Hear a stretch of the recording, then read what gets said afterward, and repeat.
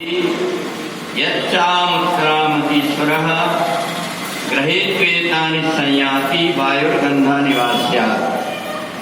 भगवान कहते हैं जब ये देह दूसरी देह को धारण करता है जीवात्मा, तो वर्तमान देह को छोड़ता है, तब अपनी प्रथम देह के मन इंद्रियों को साथ लेकर दूसरे शरीर में प्रवेश करता है।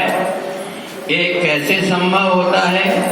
जैसे वायु पुष्प की गंध को लेकर के अन्य स्थानों में जाती है। पुरुषोत्तम योग में भगवान ने मनुष्य तो सब हैं, परंतु इन मनुष्यों में वो मनुष्य श्रेष्ठ हैं जो सत्कर्म के रास्ते पर चलते हैं।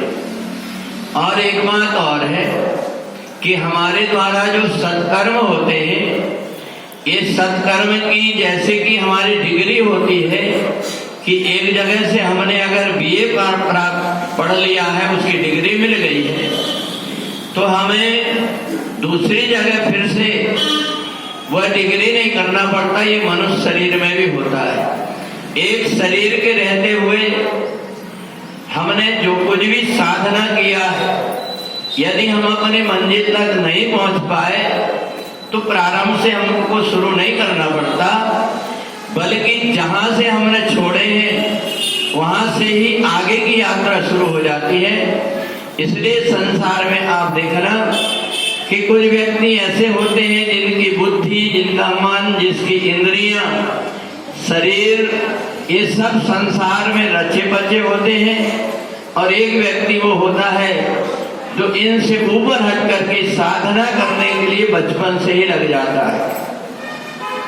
तो ये बचपन से ही जन्मनो जायते शूद्र, ये जन्म से तो शरीर शूद्र पैदा होता है। संस्कारात् द्विजो भवेत्, जब संस्कार उसके बनते हैं तब जाकर को वो द्विज बनता है। और इसके बाद पढ़ेत वेदास्तु ब्रह्मणः, जब वो वेद को पढ़ता है तो उस समय पर विप्र बन जाता है, और ब्रह्म जानेति सो ब्राह्मणः, और जब वो ब्रह्म को जान लेता है तो वो ब्राह्मण कहलाता है।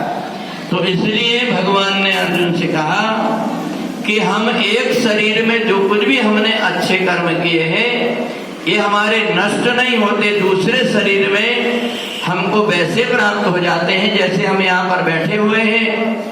बगल में अगर कहीं से कोई अगरबत्ती जल रही है तो हवा उसकी सुगंध को हमारे तक ला देती है। हमको देख करके लग जाता है कि यहाँ बगल में कहीं अगरबत्ती जल रही है।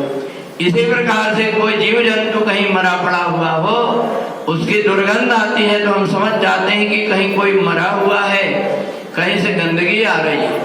ये जैसे हवा में होता है, ऐसे ही भगवान कहते हैं हमारे मन और इंद्रियां पूर्व जन्म के जो सत्कर्म हैं, अच्छे बुरे कर्म को इस शरीर से लेकर के आते हैं और दूसरे शरीर तक पहुंचा देते हैं।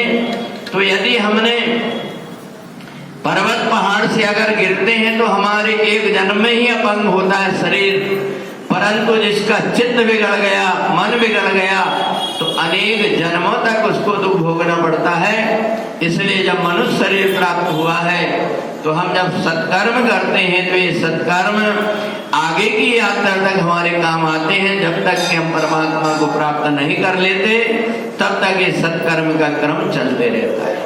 बोले वृंदावन बिहारी लाल